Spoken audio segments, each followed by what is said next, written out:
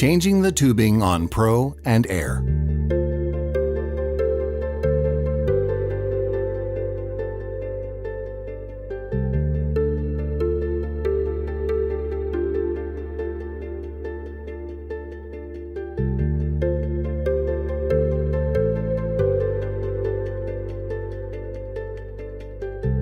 Place a towel on your work surface as needed.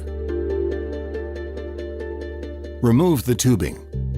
Turn tubing base counterclockwise or hold tubing base firm and twist the body clockwise to detach. Attach new tubing. Gently turn tubing base clockwise onto the body.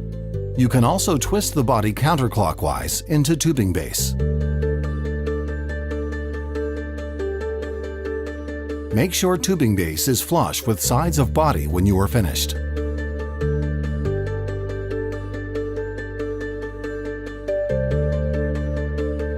Replace your tubing every 3 months for optimal performance. Ask a friend or family member for help as needed.